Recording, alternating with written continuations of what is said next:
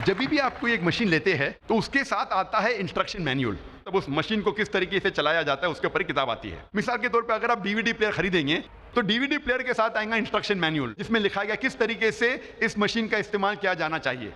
और उसमें लिखा है अगर आपको डीवीडी प्ले करने का डीवीडी डालो और प्ले का बटन दबाओ, अगर फास्ट फॉरवर्ड करने का है तो एफ बटन दबाओ, स्टॉप करने का है तो स्टॉप का बटन दबाओ, स्किप करने का तो स्किप का बटन दबाओ, ऊंचाई से मत गिराओ नहीं तो टूट जाएंगी, पानी में मत डालो नहीं तो खराब हो जाएंगी। ये इंस्ट्रक्शन मैनुअल है।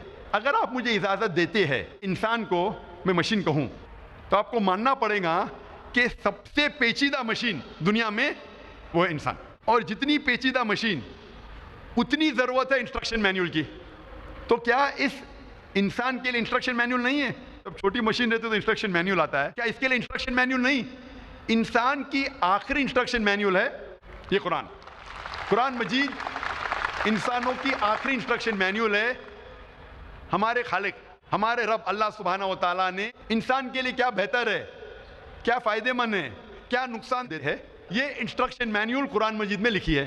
जब सबसे पहली बार ऑटोमोबाइल गाड़ी हिंदुस्तान में आई थी, बहुत सालों पहले 50, 60 या 100 साल पहले, सबसे पहली बार जब गाड़ी हिंदुस्तान में आई तो लोग गाड़ी चलाना नहीं जानते थे। कंपनी क्या करती थी, गाड़ी के साथ आपको ड्राइवर भी देती थी।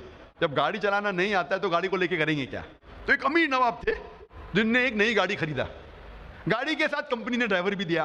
तो नवाब ड्राइवर से कहते हैं एक दिन गाड़ी को तैयार करो, मुझे बेगम साहिबा को शॉपिंग के लिए ले जाना है। तो ड्राइवर कहता है नवाब साहब गाड़ी खराब हो गई है।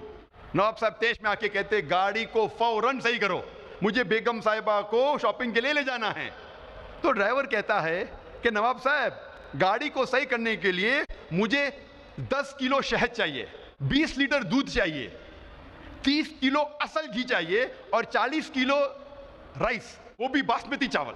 नवाब साहब क्या करते हैं, गाड़ी को सही करने के लिए ड्राइवर को 10 किलो शहद देते, 20 लीटर दूध देते हैं, 30 किलो असल घी और 40 किलो बासमती चावल देते हैं। ड्राइवर सब चीज़ लेके अपने घर में अपने बेगम को देता है और आधे घंटे में गाड़ी तैयार हो जाती है। आज अगर आपका ड्राइवर आपसे कहेगा कि गाड़ी को सही करने के लिए उसको चाहिए शहद, दूध और घी, क्या आप उसे देंगे?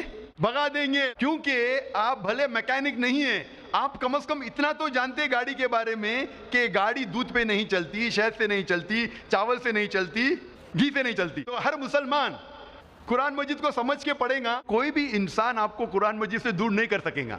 आप भले मैकेनिक नहीं लेकिन गाड़ी का इतना इल्म तो रखते हैं। उसी तरीके से अगर हम कुरान मजीद समझ के पढ़े, अगर गाड़ी खराब हो जाती है तो आप जाते मैकेनिक के पास। उसी तरीके से कुरान मजीद पढ़ते पढ़ते कुछ मुश्किलात पेश आती है तो फिर आप आलिम के पास जाओ।